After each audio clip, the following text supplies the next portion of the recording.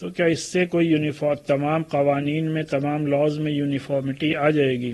اس سے آپ کسی بھی کمیونٹی کو ایگزمپٹ کرنے کو کہتے ہیں یا ایگزمپٹ کرتے ہیں تو پھر وہ یونیفارم سول کوڈ کہاں رہ گیا؟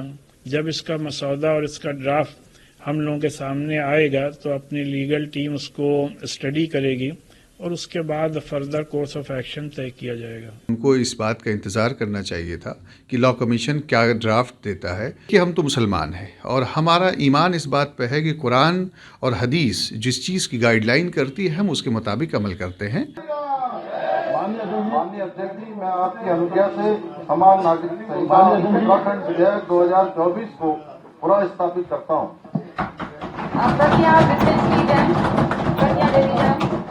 یونیفارم سول کوڈ کا مسئلہ ہے تو آپ سب جانتے ہیں اس کا مطلب یہ ہوتا ہے کہ تمام لاز میں یونیفارمٹی لانا۔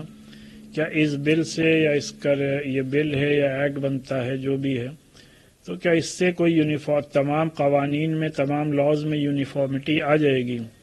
اور پھر آلریڈی اگر اس سے آپ کسی بھی کمیونٹی کو ایگزمپٹ کرنے کو کہتے ہیں یا ایگزمپٹ کرتے ہیں تو پھر وہ یونیفارم سول کوڈ کہاں رہ گیا؟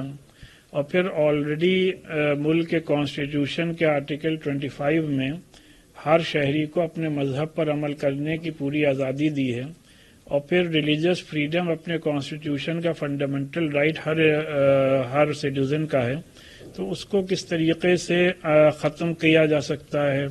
ملک میں شریعت اپلیکیشن ایکٹ 1937 آلریڈی ایگزسٹ کرتا ہے، اور ہمارے ہندو بھائیوں کے لیے میرج ایکٹ موجود ہے، اور اسی طریقے سے ہندو سکسیشن ایکٹ موجود ہے، ہندو میرج ایکٹ موجود ہے، ہندو اڈاپشن ایکٹ موجود ہے۔ ان تمام قوانین کے ہوتے ہوئے اس طریقے کے یونیفارم سول کوڈ کی ضرورت کیا پیش آ گئی؟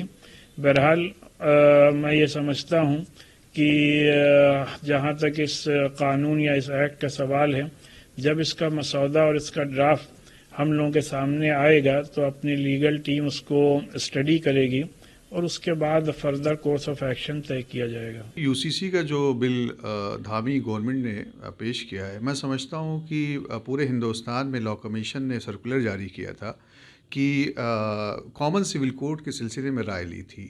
مجھے لگتا ہے کہ ان کو اس بات کا انتظار کرنا چاہیے تھا کہ لا کمیشن کیا ڈرافٹ دیتا ہے، ایک بات۔ دوسری بات یہ ہے کہ آپ یہ دیکھیے کہ 570 پیج کی رپورٹ بنائی گئی ہے، اس رپورٹ میں کیا ہے، ڈرافٹ کیا ہے، کس طریقے کی باتیں اس میں لے کے آئی ہیں، ان تمام چیزوں کو ایگزامن کیا جائے گا۔ اور جہاں تک بات ہے کہ شادی بیاہ کے سسٹم کی، وراثت کی بات کی، لڑکوں کو گود لینے کی بات ہے، تو دیکھیے ہم تو مسلمان ہیں اور ہمارا ایمان اس بات پہ ہے کہ قرآن اور حدیث جس چیز کی گائیڈ لائن کرتی ہے ہم اس کے مطابق عمل کرتے ہیں۔